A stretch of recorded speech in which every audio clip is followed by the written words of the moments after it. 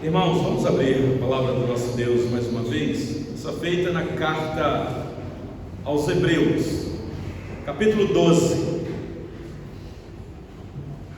Carta aos Hebreus, capítulo 12. Eu irei ler os versículos 4 a 13, de onde a mensagem se dará nesta noite.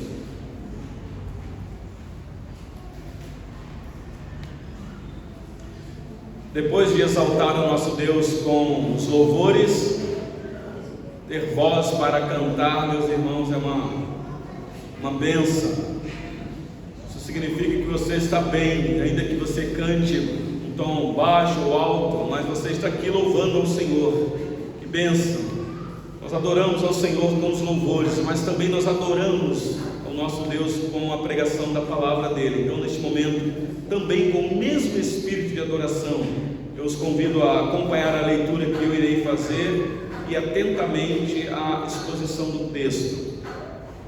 Nossa oração é que o Senhor, no poder do Espírito Santo, fale aos nossos corações através desse texto. Meus irmãos, eu estou diante da santa palavra do nosso Deus.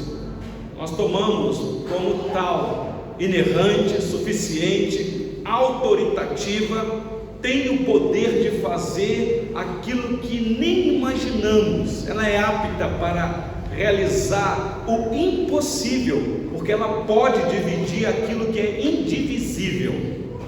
Então, por gentileza, acompanhe a leitura do texto, que diz assim: ora, na vossa luta contra o pecado, ainda não tendes resistido até ao sangue, e estáis esquecidos da exortação que, como filhos, discorre convosco.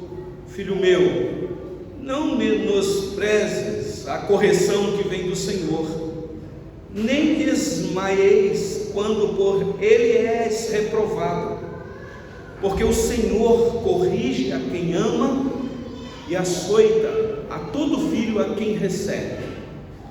É para a disciplina que perseverais. Deus nos trata como filhos. Pois que filho há que o pai não corrige? Mas se estáis sem correção, de que todos se têm tornado participantes, logo sois bastardos e não filhos. Além disso, tínhamos os nossos pais segundo a carne que nos corrigiam, e os respeitávamos. Não havemos de estar em muito maior submissão ao Pai Celestial e então viveremos? Pois eles nos corrigiam por pouco tempo, segundo melhor lhe parecia. Deus, nos disciplina para aproveitamento, a fim de sermos participantes da sua santidade.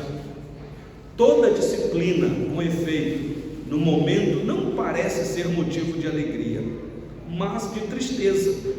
Ao depois, entretanto, produz fruto pacífico aos que têm sido por ela exercitados, fruto de justiça.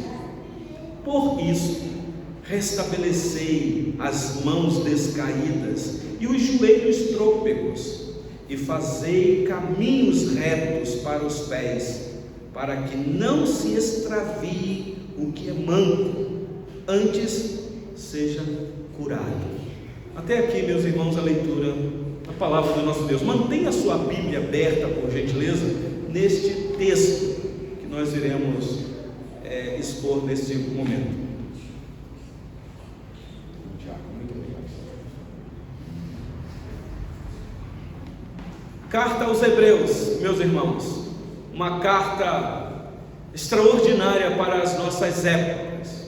Tempo difícil que a igreja está atravessando, de frieza espiritual, de apatia, de falta de interesse. A igreja tem sido levada para um caminho de motivação contrário àquilo que as Escrituras de fato apresentam. Estamos vivendo numa época chamada pós-moderna, meus irmãos, muito perigosa para a igreja. Muitas vezes o inimigo não está fora da igreja, está dentro da igreja. A frieza espiritual, o falso ensino, o culto todo atrapalhado a Deus, as inventações, as ajudas ao Evangelho do Senhor Jesus. Nós estamos perdendo de vista, meus irmãos, a simplicidade do culto a Deus. Culto é algo simples.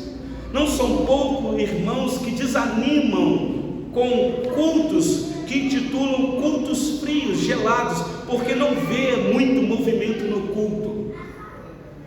E nós sabemos o que é que está acontecendo, meus irmãos. Nós estamos vivendo um perigo muito grande de apostasia, que é o centro do assunto desta carta. É o abandono da fé em Cristo Jesus.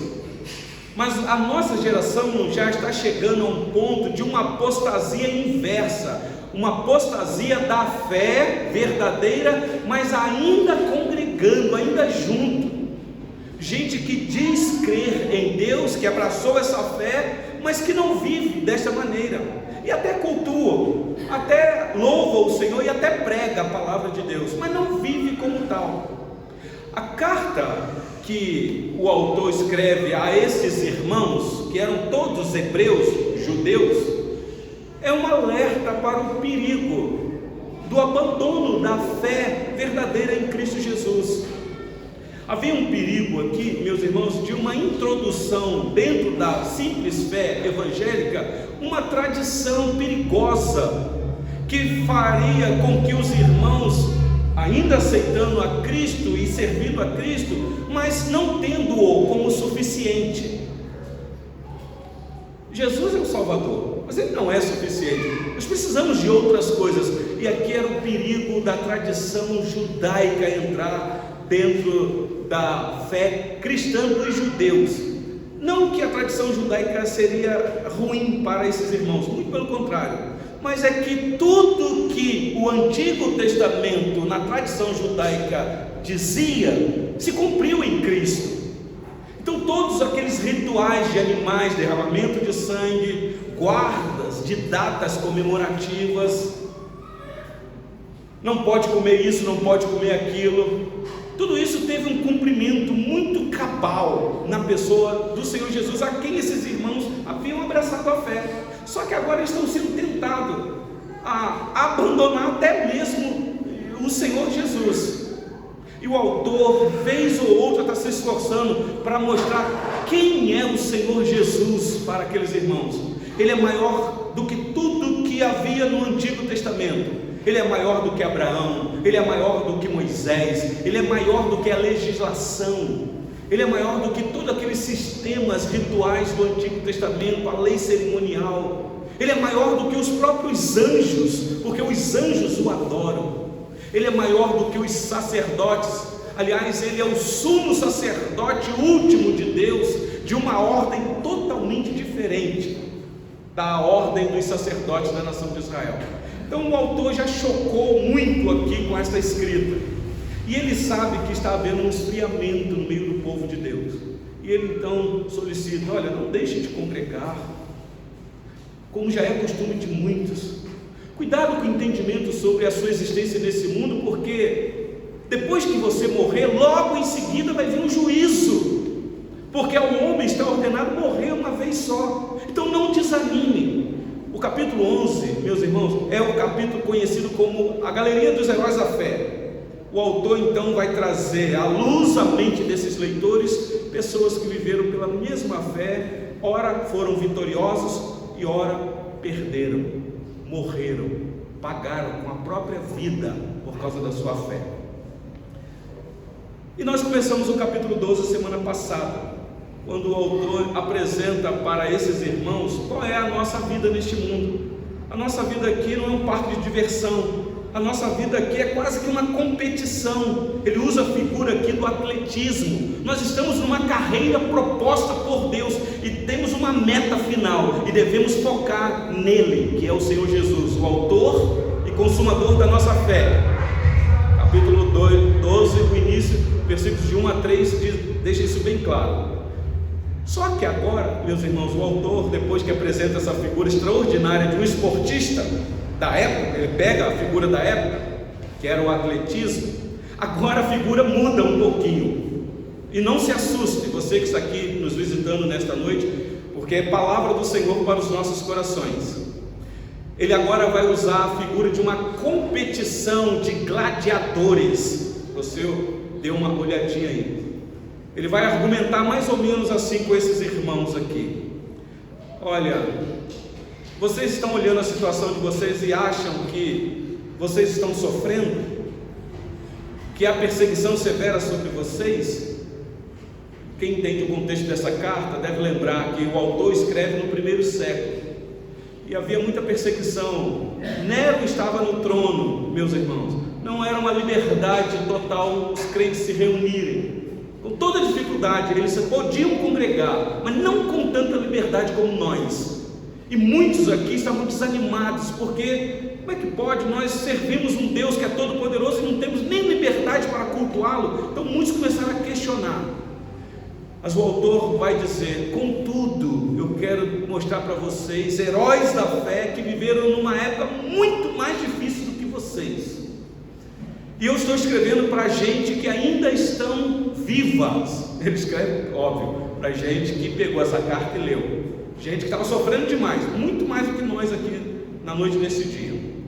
E ele vai argumentar mais ou menos assim: que vocês estão vivendo um dia ruim, mas te prepare, porque esse dia ruim pode ficar pior, pode piorar. Ainda não piorou, é quase que uma ameaça aqui. Por que é que ele faz isso? Porque na galeria dos heróis da fé, se você der uma olhada aí mesmo na sua Bíblia, no capítulo 11, no versículo 35, a parte final do versículo, ele diz assim, aqui são heróis da fé, tá bom, meus irmãos? Versículo 35 do capítulo 11, ele diz assim, depois de ele dizerem que mulheres receberam os filhos receberam pela ressurreição dos seus mortos, ele diz assim: alguns foram torturados, não aceitando o seu resgate para obterem superior ressurreição. Outros, por sua vez, passaram pela prova de escárnios e açoites, sim, até de algemas e prisões. Foram apedrejados, provados, cerrados pelo meio, mortos a fio de espada, andaram peregrinos vestidos de peles de ovelhas e de cabras, necessitados, aflitos, maltratados, homens dos quais o mundo não era digno, errantes pelos desertos, pelos montes, pelas covas, pelos antros da terra. Heróis da fé. Então, os heróis da fé passaram ao fio da espada, alguns cerrado ao meio. E agora o autor diz para aqueles irmãos a quem ele endereça a carta: vocês ainda não chegaram a esta condição. Olha, volta agora para Hebreus 12, versículo 4, por gentileza. Ele diz assim: ora, na vossa luta contra o pecado, ainda não tendes resistido até ao sangue. Ou seja, não havia ainda ninguém lá que tinha sido cerrado ao meio por causa da fé. Muitos vão morrer depois nas arenas. Paulo foi um que morreu degolado, talvez por uma espada ou uma guilhotina, não sabemos, mas ainda não tinha chegado. Iria chegar, só que era um alerta para eles, mas não para deixarem desanimados, mas para encorajá-los a entender que fé que eles abraçaram. Não foi uma fé, meus irmãos, apenas triunfante no sentido horizontal, porque me parece que hoje é pregado um evangelho muito horizontal, de vitórias materiais, de que você vai ser campeão em todas, não vai perder uma, que Deus é poderoso para nos fazer campeão, nós sabemos disso. Mas me parece, meus irmãos, que a nossa fé é uma fé sofredora mesmo. Louvado seja Deus pela nossa nação, que temos liberdade. Ainda, como diz aqui o autor, não temos resistido até o sangue. Ou seja, se preciso for morrer. Mas e se chegar essa época, meus irmãos? Então ainda não temos resistido até o sangue. E quer dizer que eles tinham sido severamente perseguido, porém ainda o martírio não chegou. Ainda não chegou. Na nossa nação, nem perseguidos nós somos. Então, estamos longe de martírio. Mas se chegar, vocês vão prestar atenção no que o autor vai dizer aqui. Então, ele diz: vocês ainda não foram nocauteados, por assim dizer. É como naquela luta, nas arenas, né? Você ainda não derramou sangue. Então continue firmes, continue crendo, trinca os dentes e vai. E agora ele vai falar de uma coisa que parece que ele muda o assunto, mas não, ele vai tocar num ponto que é tão importante para todos nós aqui. Estou olhando aqui de cima, muitas famílias representadas à noite desse dia. Agora o autor passa desta metáfora do atletismo, dos gladiadores, que é conflito puro, para uma serenidade do lar, da vida comum no lar. Talvez ele quer acalmar o coração. Olha, pai, você em casa, encoraja os filhos, encoraja a esposa, mãe, seja uma mulher sábia que edifica a tua casa. Então olha comigo aí a partir do versículo 5, meus irmãos, o que o autor vai nos dizer nesse momento. Ele começa dizendo assim: e estáis esquecidos da exortação que, como a filhos, discorre convosco. Aqui ele vai fazer uma citação do livro de Provérbios, capítulo 3, ele vai se valer lá do versículo 11 de Provérbios 3. Ele diz assim: filho meu, não menosprezes a correção que vem do Senhor, nem desmaie ou desmaieis quando por ele é reprovado, porque o Senhor corrige a quem ama e açoita a todo filho a quem recebe. Meus irmãos, aqui há um entendimento equivocado de muita teologia triunfalista por aí, que diz que Deus é amor, que não, Ele passa a mão na cabeça, Ele faz as suas vontades. Não, meus irmãos, Deus é Pai, e como Pai, Ele quer o nosso bem. E aqui eu vejo muitos pais, e pais sabem que tem que corrigir um filho, e às vezes não são poucos que precisam de uma... Eu tenho que falar isso com cuidado porque está gravando. A palavra açoite aqui é muito forte, né? Não, como é que eu vou usar a palavra? É aqueles toques nas partes macias, sabe como é? Para o filho saber que você está corrigindo ele, para ele saber que existe uma autoridade sobre ele. De vez em quando, meus irmãos, Deus é assim conosco. Longe dele estar com raiva nossa, Ele nos ama, Ele está corrigindo porque Ele nos ama, Ele quer o nosso bem. Porque se Ele deixar nós nos nossos próprios caminhos, Ele sabe que nós vamos nos destruir. Então aqui é uma palavra para os filhos que estão em casa com o pai, e onde deve tirar proveito desta sabedoria vindo de um pai que sabe admoestar, que sabe falar com o filho com autoridade. Não é espancar o filho, não é a força do braço despejado em cima do filho, mas é uma correção amorosa. Porque vocês sabem, se Deus despejar o braço dele sobre nós, Davi sentiu isso uma vez. Davi disse: ah, Senhor, se o Senhor descer a mão sobre mim, eu não vou aguentar. E tem muitos pais que são brutos e que tem que saber corrigir. Tem que corrigir, mas tem que saber, porque senão espanca, senão machuca as crianças. Por isso é que nós temos leis que protegem as crianças. Mas que nossas crianças precisam de correção, precisam, meus irmãos, e a Bíblia não esconde isso.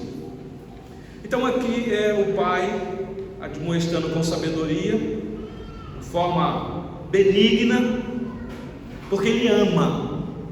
Porque se ele deixar o filho sem correção, ele não mostra amor. Então, o que o autor está mostrando aqui, meus irmãos, é que a família é o lugar de treinamento com vistas à maturidade. E nós aqui, como famílias, a disciplina do Senhor às vezes vem para a nossa comunidade para nos fazer crescer.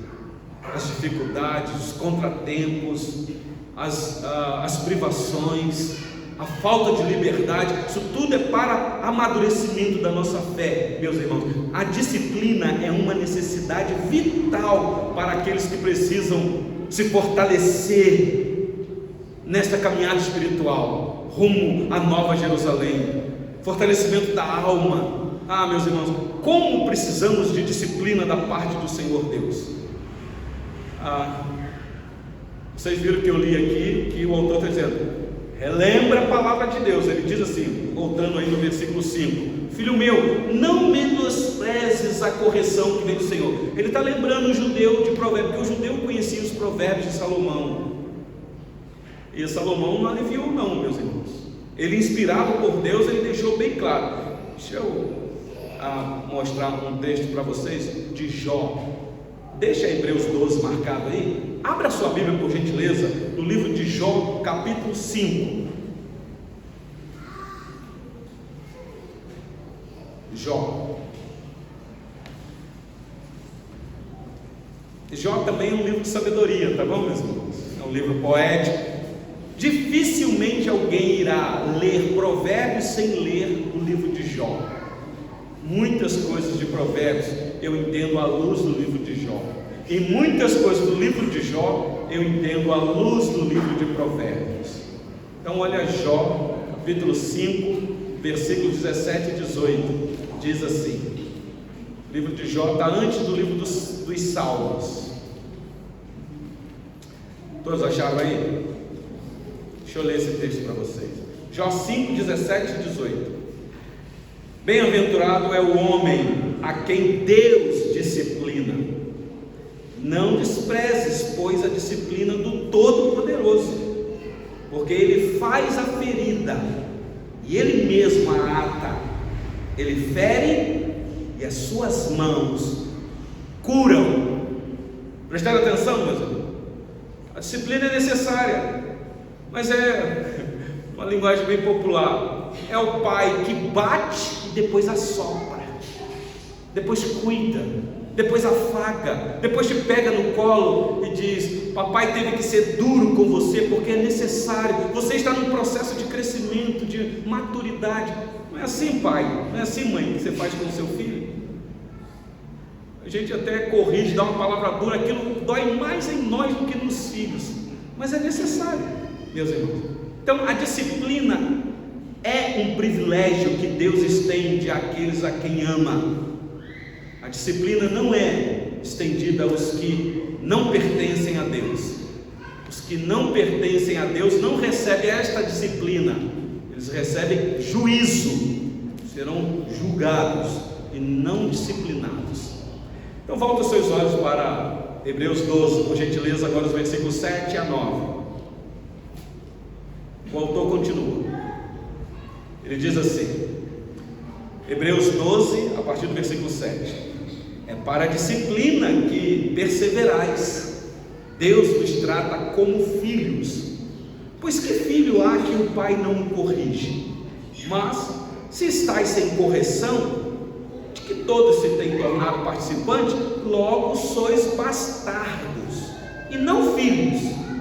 Além disso, tínhamos os nossos pais segundo a carne, que nos corrigiam e os respeitávamos. Não havemos de estar em muito maior submissão ao Pai Celestial e então viveremos? Meus irmãos, prestem atenção no detalhe aqui. O que o autor está dizendo para esses irmãos é que, apesar das aflições que eles estavam enfrentando, isso tudo vinha da parte de Deus. A perseguição, quem levantou Nero, meus irmãos, para perseguir a igreja foi Deus. Nero estava debaixo do poder de Deus. Nero era um instrumento nas mãos de Deus. É até difícil de eu falar isso. Por isso é que Paulo escreve debaixo desse regime autoritativo, dizendo: olha, vocês devem respeitar as autoridades, porque não há autoridade que não proceda de Deus. Uma vez que quiseram questionar o Senhor Jesus quanto a isso, o Senhor Jesus disse: não, nós devemos dar a César o que é de César. Respeito, porque é uma autoridade. É óbvio, quando César pedir que nós desobedeçamos a Deus, importa obedecer a Deus do que a César. Isso é uma outra coisa. Mas, meus irmãos, a autoridade é um instrumento de Deus. Então o autor está dizendo: se submeta a Deus, se submeta ao Pai Celestial. Então aqui, nós temos uma comparação da disciplina terrena, terrestre, com a celeste. Vocês prestaram atenção no que o autor faz aqui? Ele está lembrando os seus leitores: vocês já foram filhos, vocês sabem como que é. Às vezes questionava o pai, porque o pai era muito carrancudo, muito incisivo, sisudo, porque ele te disciplinava, mas você não obedecia. E não obedece não, para ver só. Hoje é que nós estamos vivendo uma geração da rebeldia total, né? Tem filho que se vale até da lei. Ó, pai, se você me botar a mão, eu vou chamar a polícia.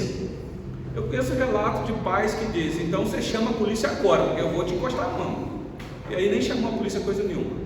Mas, meus irmãos, nós respeitávamos os nossos pais. Eu tenho a alegria de ter minha mãe comigo aqui hoje participando do culto, e me vem à memória, lembrando do velho homem, às vezes que eu desobedeci minha mãe e ela precisou corrigir severamente, e eu hoje agradeço, eu não morri, eu agradeço aquela correção, e eu respeitava e respeito até hoje. O autor faz uma comparação: e Deus? Aliás, ele faz a gente lembrar aqui de novo Salomão como pai na correção do filho. Eu queria ler alguns textos com vocês rapidinho. É bem conhecido, eu sei que você já sabe, mas eu quero ler novamente. Deixa Hebreus novamente marcado e abra aí Provérbios capítulo 13. Provérbios 13. Eu vou ler aqui alguns versículos rapidinho. Você que é pai e mãe que está aqui, se você tiver uma caneta, grifa esses versículos aí, para você meditar nele depois. Provérbios 13, versículo 24 diz assim: todos acharam? O que retém a vara aborrece a seu filho, mas o que o ama cedo o disciplina. Há quem interprete vara aqui como subjetivo. Meus irmãos, eu vou para o literal aqui. É uma varinha mesmo, fininha. Não é para machucar não, mas é para deixar só sublinhado o filho. Está vendo? Aqui eu estou sublinhando, para você saber que você precisa de disciplina, porque assim diz a palavra de Deus. Porque se você não fizer isso, você vai ter um problema com seu filho mais tarde. Segundo texto, Provérbios 22:15, também bem conhecido. Provérbios 22:15.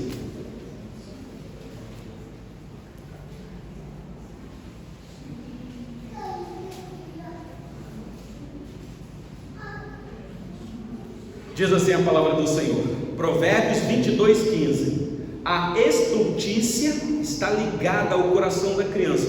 E quando eu falo criança aqui, eu não estou pegando aqui em Provérbios criança pequenininha de colo. Aqui já é um adolescente, para a juventude, alguém que já tem a razão, sabe o que está fazendo.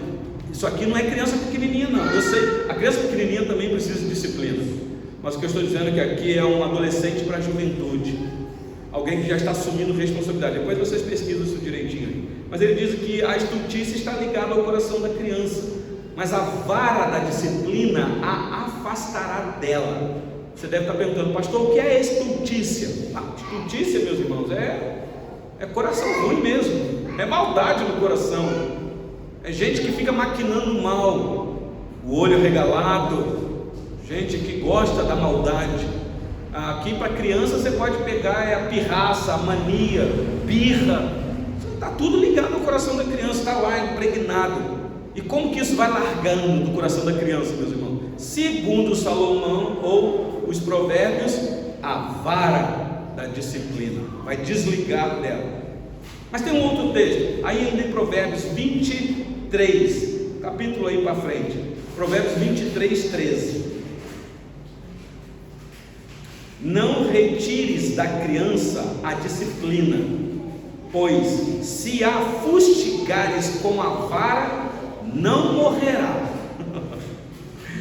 Hoje não é nem politicamente correto a gente ler esses versículos, a gente tem que ler numa outra versão, para não chocar. Poxa vida, pastor, não tem uma linguagem mais... Não tem, pelo menos a minha Bíblia está assim, e não foi eu que escrevi não, está aqui, eu só estou lendo. Aí você vê como que você aplica. no teu coração ou na tua família, no teu filho. É palavra de Deus. Assim como o Salmo 23, o Senhor é o meu pastor e nada me faltará, é palavra de Deus. O Salmo 91 é palavra de Deus. Provérbios 23, 13 também é palavra de Deus. E por último, Provérbios 29, 15. Provérbios 29, 15. Acharam aí? A vara e a disciplina dão sabedoria, mas a criança entregue a si mesma vem a envergonhar a sua mãe. Conhece filho que envergonha a mãe em público? Eu sei que criança tem as manhas, mas é feio demais criança no meio da rua, dentro do shopping, no parque de diversão, as outras crianças tudo brincando lá, se divertindo, e a outra lá, caindo no chão, chorando. Deixa eu ler de novo aqui para ver se ficou claro. A vara e a disciplina dão sabedoria. Então de vez em quando eu falo assim: olha, aqui em público eu não vou poder pegar a vara para você não, porque tem um monte de gente, uma nuvem de testemunhas, mas nós vamos chegar em casa e a disciplina vai te dar uma sabedoria, meu filho, minha filha. Vai para o quartinho da disciplina. Meus irmãos, é necessário. Eu não estou aqui ensinando a vocês a espancar filho de ninguém. O que eu estou dizendo é que nós temos um Pai que faz a mesma coisa conosco. Deus. Então agora volta para Hebreus 12, por gentileza. Então lembra aí, meus irmãos, as adversidades que enfrentamos são bênçãos disfarçadas, porque por trás das grandes dificuldades está o nosso Pai celeste amoroso, que nos dá o que é melhor. Então não reclame, não pense que é raiva de Deus com você, porque tem gente que fica com raiva de Deus. Se Deus me ama, Ele não ia deixar eu passar por isso, essa aflição que está acontecendo comigo, esta privação, essa doença. Lembra que nós temos um Pai amoroso. Então agora o versículo 10 e 11, rapidinho para a gente não afatigar os irmãos aqui. Versículo 10 e 11 de Hebreus 12, nosso texto básico. Pois eles nos